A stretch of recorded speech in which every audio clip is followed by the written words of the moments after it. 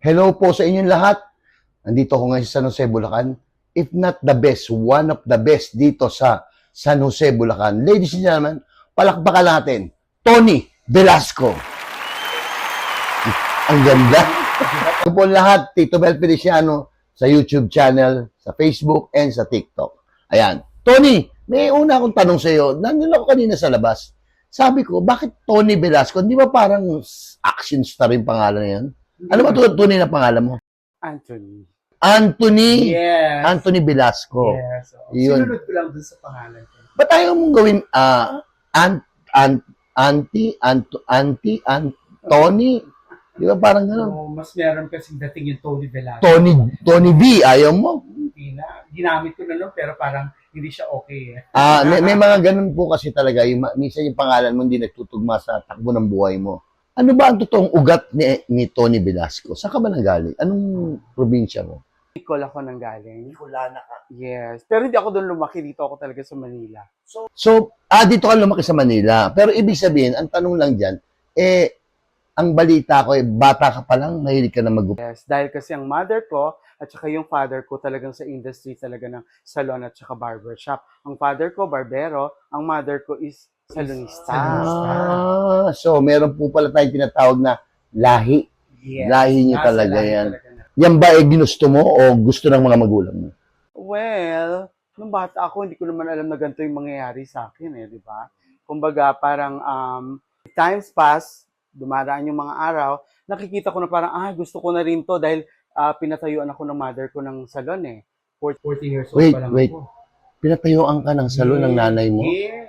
So ibig sabihin mo nanay mo, alam niya na, Ayun lang na, bata pa ako, 3 years old pa lang ako, alam mo, mother ko kasi nakapilantik na yung daliri ko eh. talaga? Yes. Yung tatay mo hindi naman nagalit sa'yo. Isa ka ba sa mga taong yung hindi tinatanggap ng ano? Ang father ko napakabait. Sobra. Ano yung nabalitaan ko na sabi mong gano'n sa akin na yung tatay mo nag-away kay minsan dahil ginamit niya yung sapatos ng nanay mo Hindi totoo yun. Hindi totoo yun. Walang ganon. Walang ganon. Ng father ko. Talaga? Yes. Pero talagang tanggap ka nila. Opo. So from there, ang balita ko naging manager ka ng ano? Yes, ng isang salon.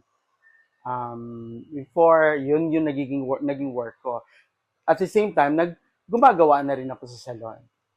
Hindi ka nag-umpisa doon sa mga nagwawalis, yung mga Hindi naman. Kasi may sarili na ako salon. may sarili ka salon sa Bicol. No, dito lang sa Caloocan. Sa Caloocan. Yes, oo. Alam ko na yung ganong sistema, so medyo naging marunong na ako. Tapos nag-apply ako, ibig sabihin, marunong na pala ako. Okay. So kung baka may ano ka na, may background ka na nung pumasok ka nila.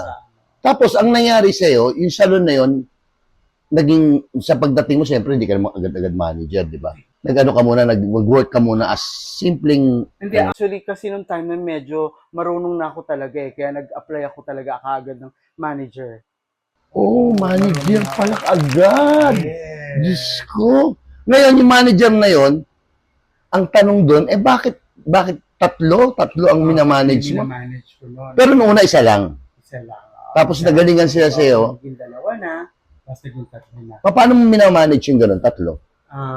Di ba pwedeng ang mangyayari dyan, medyo magsiselos yung iba sa'yo? Hindi kasi by schedule naman siya eh. Pinupuntahan ko siya. So, Timetable. Yes, kailangan ng gano'n. Pero nag-work naman siya, hindi naman siya Actually, nahirapan. Pero okay lang naman. Tapos, nung time na medyo mas ambisyosa ako di ba? Meron akong friend na nakita ko sa L'Oreal Philippines na merong seminar. Tapos sabi niya, pwede daw ako mag-apply sa Fanny Serrano Salon. Wait, kung mag-a-apply ka kay Fanny Serrano, hindi ka pwedeng manager. Yes, actually. Di ba? Hindi. So, from tatlong minamanage mo, biglang bumaba ang aking posisyon. Yes, kailangan mo maging ganun, maging back to zero ka or pwede mo sabayan yung iba. Bakit mo naman naisip yun samantalang ang problema kasi pwede naman magstay ka na lang doon sa tatlong ano. Hindi. Meron kasi ambisyosa nga eh. Kailangan kong Fanny Serrano kasi yun, di ba? Okay. So, ibig sabihin, mas sikat si Fanny Serrano kesa doon sa pinagtatrabahuan oo mo. naman. Oo. Malayo. Kasi tatlong ano yun. Si Fanny Serrano, nung panahon na 19, ano yan? 2001, 2000. 2001, si Fanny Serrano ay sikat na sikat. Si Fanny Serrano ay makeup artist ni, hindi ako nagkakamali Sharon Cuneta. Yes. Tama? Yes. So ngayon, kung baka sa ambisyosa ka, Yes. nagpunta ka ngayon kay Fanny Serrano. Ano ngayon na nangyari sa'yo kay Fanny Serrano? Mas gumaling ako, syempre. Ang dami kong natutunan. Sobrang pasasalamat ko talaga kay TF, kay Fanny Serrano. Sa dami ng natutunan ko from mag-makeup, mag-hairstyle. Yes, kasi di ba mostly celebrity talaga yung hawak niya na Totoo yun. Totoo yung mga ni-makeupan niya talagang Yes. mabibigat na tao. No? Alam mo ba, naging dancer pa ako ni Fanny Serrano? Nalifting ko pa yan. Oo. Dati kasi, dati sa El Nino Apartel, Yes. kay Nino Mula, Yes, kinunin. sa Cubao, yun. Pupunta kami sa bahay niya, tapos nag-ano kami, nag-rehearsal kami, nagsasayaw kami, tapos nag-show siya. Mahilig siya mag-show noon eh. Gusto ko lang malaman ng mga nanonood sa atin, ang tungkol sa mga buhok. Totoo bang masama ang reband? Hindi naman, depende yun sa paggawa ng reband. Kasi minsan, at saka sa gamot na ginagamit sa reband. Gamot. Yes. Gamot ang pinag-uusapan. Yeah. Bakit? Anong meron ang Tony Velasco na sa gamot ay panalo ka? Malalaman at nakikita nila yung mga gawa ko talagang sobrang ganda after ng paggawa ng rebonding. Usually may mga taong nagparibantas na sira ang buhok. Katulad nito, panoorin nyo.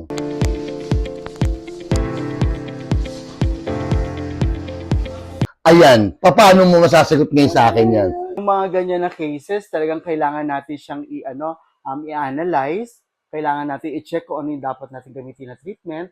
Like ngayon, ang pinakamagandang mga treatment din is Caraflex, keratin, ngayon na protein straight. So, ibig sabihin, yung ni-reband, hindi mo ulit i-reband. No for reband. Treatment na siya. Hindi na siya pwedeng i-reband kasi pwede na siyang mag-break, magputol. Yes, oo. Ay, ganun ba yun? Nakakakalbo ba yun? Actually, pagka hindi tama ang proseso, nakakakalbo talaga. Hindi maganda ang pagkakagawa at hindi tama ang pag-a-analyze, masisira talaga ang So, ang tanong ko lang sa'yo, ito, ang pagkulay ba ng buhok, ilang buwan bago ka ulit umulit? Actually, depende yan sa case. Kapag meron kasi nagpapakulay dahil yung roots nila tumubo na, after 1.5 or 2 months kasi, tumutubo na ang white hair. So, kailangan na siya i-touch up. Yun, kailangan after 2 months, pwede nang i-touch up yung minsan nga. What do you mean by touch-ups para sa mga nanonood sa atin? Kailangan bang ulitin yung o parang retouch? Touch up yung color, yung roots niya, kasi yun yung puti. Tumutubo yung white hair natin, di ba? 1.5 months to 2 months, meron ng white hair, so kailangan na siyang i-root dye. Pero hindi siya automatic kukulayan ng buhok. Hindi full head. Sinabing full head kasi lahat yun kakukulayan. Oh. So, dye lang ang dye. So parang anong nangyari, kukulayan ka muna, tapos after 2 months, at saka ka, retouch, parang gano'n. Para maging gano'n ulit. Yes. Okay. So another 2 months na naman para ayusin ulit siya. Alam ba, nanggaling ka sa kulay, tapos ni-retouch ka, how many months bago ka ulit kulayan? Siyempre, mag-iiba na. Ipo-full head kasi Ang tawag doon? Ipo-full head na. Kasi Full head. fade off na yung color. So, dapat na natin siyang i-touch up. So ganun-ganun lang, mo routine mo every 2 months. Saan nanggagaling ang dandruff? Sa stress. Hindi doon sa pinapahid mo? Minsan may ganon, pero ako talaga, based on my experience, sa tagal ko na sa industriya, pag nai-stress ka talaga, lumalabas talaga sa ulo natin ang dandruff. Ang laking bagay pala ng Yes. At the same time, sa ginagamit din natin ng mga shampoo. Pag sobrang tapang ng Yan ang tanong ko sa iyo. Yeah. Shampoo. Yes. Dapat ba ilang beses ka nagsishampoo? Actually, pinaka-better talaga na pag-shampoo is ngayon, mag-shampoo ka. Kahit bukas, huwag ka muna mag-shampoo. Every other day. Every other day. yung conditioner. conditioner. Ang conditioner naman pwede natin gamitin na kapag after din maligo, yan, ilalagay lang sa dulo-dulo na huwag na natin lagyan yung scalp natin. Bakit? Kasi pwede rin siya maging cause ng dandruff. Oh. So, pag ginawa mo, parang nasa dulo Sa lang. dulo lang. Yes, hindi kailangan. Akala ko. Ang scalp kasi kailangan shampoo, nililinis. Oh, sige. Umpisahan natin yon. Yung mga hindi masyadong mga nakakaintindi ng ano. Pag sinyampoo ka, sa-shampooin mo siya, yung scalp mo, papaabutin mo dito. Okay. Dilinisin. Nililisin mo yung scalp mo. Then after that, pwede mo lagyan ng conditioner sa middle part lang ng hair. So, i-apply mo Hindi lang- siya aabot sa anit. Huwag nang iabot sa hanit kasi hindi naman siya kailangan ng scalp. Ay, ganun. Ay, akala ko pagka yung conditioner kailangan ng scalp. Parang ganun ang feeling ko. Hindi, para lumambot siya, hindi. Hindi naman kailangan pa palambutin ng anit, no? Diba? Hindi, yung tanong ko naman, ito pa, isang tanong ko eh. Marami kong masyadong, alam mo lahat ng mga nanonood sa atin ngayon, marami nagtatanong ng ganito eh. Bakit ang kulot gusto niya maging straight? Bakit ang straight gusto niya maging kulot? Dahil nagsasawa ang tao. Ayun lang yun. Yes, so, dahil gusto niya naman maiba, so gusto niya magpa-straight. So, pagka gusto mo magpa-straight, kulot ka, magpapariban ka. Yung pagka-straight ang hair, magpapakulot. Meron ganun kasi kung parang, gusto ko naman magpakulot. Gusto ko naman curl yung hair ko. Yan, papakulot sila. Tapos pagka yung nagsawa na, babalik na ulit. Yes.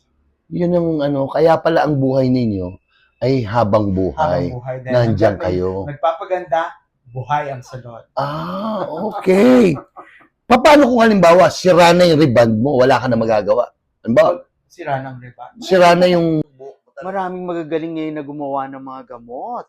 Nakakatuwa nga kasi nung araw talagang isang ano lang ang gamot namin para ma-sustain at maayos namin ang hair. Ngayon, ang dami ng magagandang product ngayon. At saka the simpler, the better. Yes, mas pinasimple Hindi nila, mas pinaayos, mas pinaganda.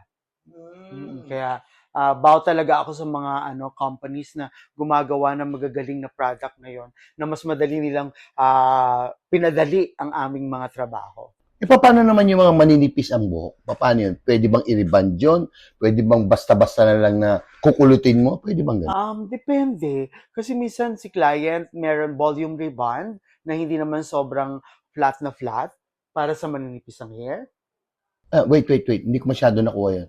Pag manipis ang hair mo, ang tawag doon sa reband na yun ay... Volume rebond. So may body lang siya na rebond. Hindi siya flat na flat. So ibig sabihin, nagagawa mo yung hindi buong okay. Ang isang Tony Velasco ba may panahon pa rin para sa kanyang pag-ibig? Sa kanyang puso? Kailangan yan. Kasi yan ang magiging yan yung magiging araw-araw na parang Pagod na pagod ka na, tapos tapos pag uwi mo, wala ka pa. Wala. Oo. Akapin mo na Nakakapagod ng unanan mo. ayoko nun. Kaya ako talagang binibigay ni Lord talaga sa akin yung ngayon yung mas tamang tao. Ano ba ang gusto mo sa isang lalaki? Para sa mga nanonood sa'yo. Siyempre, iba-iba tayo di ba? Ang gusto ko, syempre, yung makakatuwang ko sa buhay. Yung mag-aalaga ng anak ko, mag-aalaga sa akin, syempre. Mabait. Aba, Walang bisyo. walang siya. Bakit hindi ka kumuha ng yung salbahe tas may bisyo? Kasi, Nakuha ko na yan, Kuya Mel. nakuha mo na. Nangyari na yan. Hindi kasi kung salbahe at may bisyo, baka sakaling pag nakilala ka niya, baka magbago siya. Actually, trinay ko yan Kuya. Tinry mo yung salbahe. As in salbahe talaga. Yes, salbahe talaga. Nananakit siya. Nananakit. Kuya Mel. Uy, tapos, Oo, yun. Tiniis ko siyempre, kunwari babaihan ako di ba? ilang taon mo naman tiniis yun? Ako 3 taon yata. Ang tagal nun. Talaga? 3 taon kang binubugbog, gano'n? Ay, hindi naman. Ano yung pag-uwi niya, paglasing siya? Ay, hindi naman. Wala. Meron pagka nagtatalo lang. Hindi kami nagkakaunawaan. Medyo Pero maganda ka naman magsalita. Hindi ka naman yung parang, hindi ba may mga LGBT na talagang pag nagsalita sila medyo masakit yung pasok. Maganda ka naman magsalita sa tingin ko. Anong lagi yung pinag-aawayan? Siya, may problema. Ako, wala. Totoo ba na itong panahon nito, medyo mahina ang salon? Anong araw ba ang salon lumalakas? At anong buwan ba humihina? Actually, ngayong buwan na to medyo mahina talaga. Pero Anong buwan yan? January, February? yan, February, March, April. Yan. Teka, ang tanong doon, bakit siya mahina? Dahil ba galing sa Pasko? Pwedeng ganon at pwedeng nagtitipid mo ng mga tao ngayon. Dahil galing sa Pasko. Yes. Ngayon, kasi galing sa Pasko, tapos patapos na yung school, kailangan bayaran naman yung Yes. full payment. Yes. So, kailan siya lumalakas? Pag pumasok na ang pera. Malayo. January, February, March, April, May. June, 6 na buwan na walang mahina. Sakto lang. Ako, kasi mostly pagka... Kasi naman, ikaw naman ang pinakasikat sa San Jose, Bulacan, hello?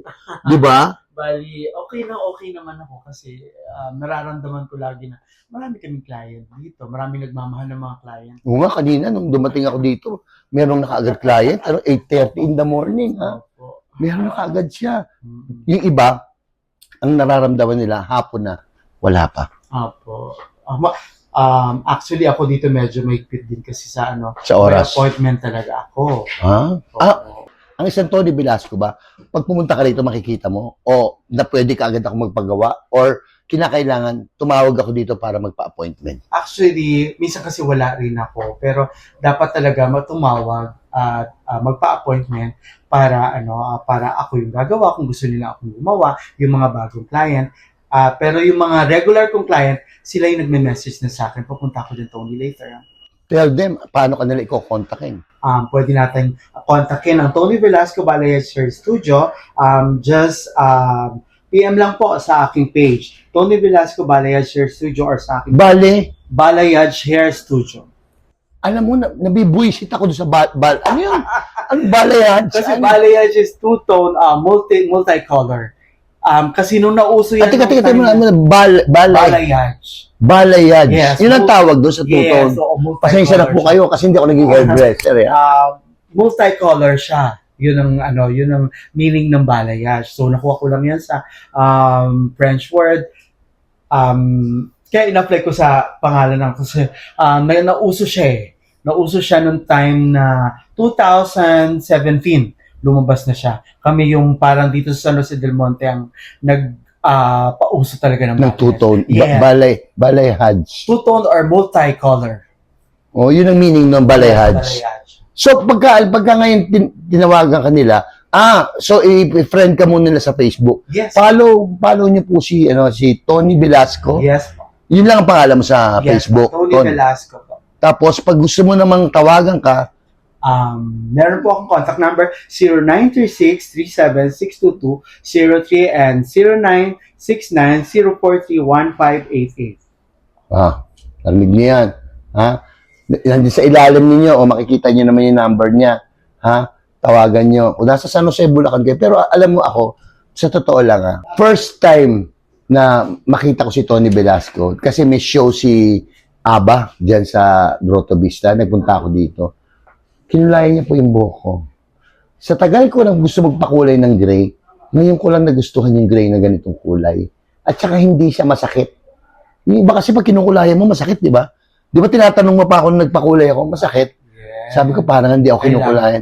Kailangan yun. Lagi dapat i-monitor ang client kung meron, lalo nagbe-bleach tayo at nagwa-wash tayo ng hair. Dapat kailangan monitor lagi kung yung scalp ba ni client inaapektuhan na or sumasakit na.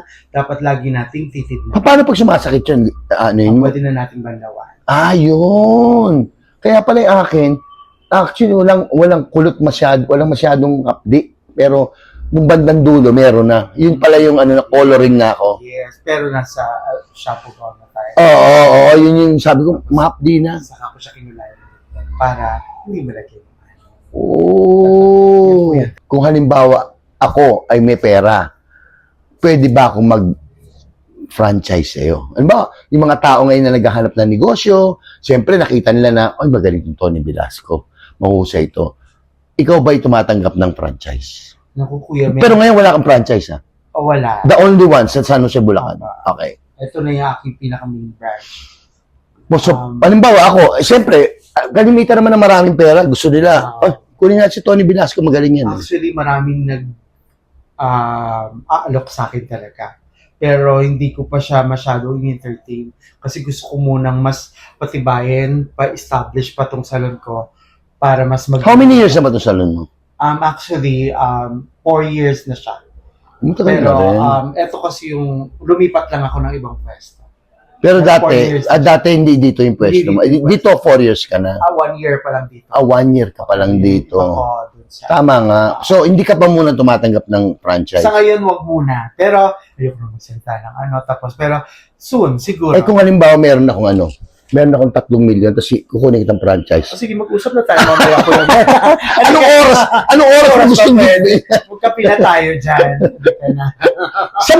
Sa mga bagong aspiring na gusto nila talagang maging isang katulad ni Tony Velasco, anong mapapayo mo sa kanila? Ang mapapayo ko lang sa kanila, uriin nila, kumbaga parang Uriin pag-aralan, Oo. kung paano magtayo nung salon na ganito, kung ano yung dapat na gawin, at saka yung hindi dapat gawin. Kasi kapag hindi maganda yung nasimulan sa isang salon, tuloy-tuloy na yan. Hindi magiging maganda yung kapag bad nasimulan, record ka na yes, so, kaagad. halimbawa, sa isang salon, nagkaroon kayo ng back job, tapos una pa lang, 1 month pa lang, 2 months pa lang, tumatakbo yung business nyo, may back job na kaagad, nagka-problema na kaagad. Yun ang wag na wag kasi tatandaan na ng tao.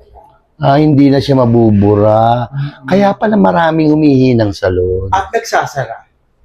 Dahil 6 doon. months, kung maraming pera yung may-ari ng salon, mapapahaba niya yung PC, pag maraming PC. Kung maraming pera. But, pagka hindi ka na kumita na 1 buwan, 2 buwan, 3 buwan, Sasara na yun. Oh, automatic yun. mga nagpa-franchise isipin nyo mabuti yun Dapat pala yung nagbabantay ang magaling. Yes, aral. At dapat meron ka talaga magaling sa loob ng salon. Wag na wala. Kasi pagka hindi, kumbaga parang putyo-putyo lang, kumbaga yung sinabi lang niya na magaling niya, pero hindi naman talaga magaling. Marami na kasi salon ng ganyan eh. Kasi ganito yan Pag Oo. pumasok ka sa loob ng salon, pwede ho ba ako magpaayos ng buhok?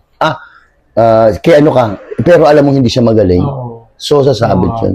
Alam mo, dito po sa San Jose, Bulacan, dito lang po kayo makakakita ng salon na may virgin na naghugas ng ulo mo. Si Ate V! Si Ate B, I never been kissed, never been touched. Si Ate B, di ba? Yeah. Dito lang yan. Kaya nga dito sa Tony Velasco na At Fanny Serrano din siya. Ha? Galing din. Samahan ko siya sa Fanny Serrano and Ate Edna also. Kasi na-interview ko naman siya, hindi pa raw siya nahahalikan sa leeg. Parang gano'n. Paano kaya? Kaya nga sabi ko sa kanya, alam mo, ang katapat niyan, pag ganyan, nagsasara na yan. Di ba? Oh, Cebu de Macho na lang yan, magiging peklat yan. Dito lang si Ate B. Ate B! Nakakatawa yun si Ate B. Anyway, yun ang payo sa inyo ni Tony Velasco. Kinakailangan mag-ingat kayo kasi sayang din naman ang pera. Sayang ang pera, sobra. Actually, meron nga talagang mag-franchise, pero sabi ko talaga, Kung muna. Huwag muna. Siguro, Siguro ang ganda ng gano'n, kasi parang mararamdaman nila na pinapangalagaan mo yung pera nila. of course. At kaibigan, ng turo mo sa kanila. Oo, hindi mo sila wawalang yain. Hindi, oo. Kasi iba, pag pa-franchise ka, bigyan mo ng form, gano'n, di ba? Oo, agad. Meron yung gano'n, huwag muna po kasi Usapin. I'm not ready. Pero sa pag-uusap po namin, alam nyo ni Tony Velasco. Tony, last word para sa mga customer mo. Magpasalamat ka sa kanila dahil hanggang ngayon ang isang Tony Velasco ay nandito pa rin. 1 taon na po to. Sana umabot pa ng 10 taon. Tony? Ayan. Gusto ko magpasalamat sa mga client ko na talagang sumusubaybay sa akin. Lagi, every time na kailangan nila ako, Tony, punta na ako dyan. Maraming Nag-ano pala salamat siya? po Nag-ano ka? na Nag-home service? yes, kapag may gusto mag-home service, pwede rin naman po, just message lang po. Tapos, gusto kong magpasalamat po sa lahat ng mga rich and famous dito sa San Jose del Monte, Bulacan. Siguro, Kasi mga... talagang pinupuntahan nila ako kahit saan ako magpunta. Ay, talaga? Talagang hanggang ngayon, naging client ko sila before dun sa isang salon ko. Hanggang ngayon, andito pa rin sila. Tita Fanny? Maraming salamat. Tita Fanny, ang aking boss, mahal kong amo. Sobrang Mabait ba thank you. talaga siya? Ako Ako sa akin kasi mabait siya, Tita Pani. mabait, syempre, kasi hindi mo na ko Pero tatanungin sa matalak kanya yun, di ba? Matalak. Opo. Parang ikaw din ngayon. Yes. Oh. Na ano ko nga eh. Parang Na-adapt ko actually nung sinabi ko. Minana mo. Boss, akin na lang po yung ano, nung nasa wake niya, sinabi ko sa kanya na, boss, akin na lang po lahat. Parang na-adapt ko nga eh. Oh? Lahat. Kasi parang nakikita ko yung pagtalak mo, nakita ko rin kay Pani yun. Yes. Ladies and gentlemen, Tony Velasco, palakpakan po natin siya. Ang sarap maging Tony Velasco. Sana po yung mga taga San Jose, Bulacan. Pasyalan niyo siya rito. Anong lugar tong ano niyo? Tungko, San Jose del Monte, Bulacan. Kasi ako, taga-Kainta ako. Yung asawa ko, si May, nagpunta kami dito, nagulat kami talaga. Yun ang aking talagang pagkakaano. Nagulat kami, ang ganda niyang gumawa. Tapos yung anak ko, yun yung meron talagang, yung kanina pinakita ko, siya yung talagang may problema sa riband na hindi na niya malaman kung paggising niya ng umaga, Lion King na siya, yung gano'n na. Di ba? Magagawa natin ang paraan yan, ha? Magagawan daw yan ng paraan, ha? Yes, Pero papakita ko rito, kanina sinabi ko, ang problema ng naka-straight ang buhok, tapos niriband, tapos naging problema. Mamaya makikita niyo ano magiging itsura ni Fiona. hintayin po natin ang magiging resulta. Maraming salamat. Maraming salamat po sa inyong lahat. And of course, like and share niyo po ang Tito Mel Feliciano, my YouTube channel, my TikTok, and my Facebook. Maraming salamat, Maraming Mother. salamat, Kuya Mel.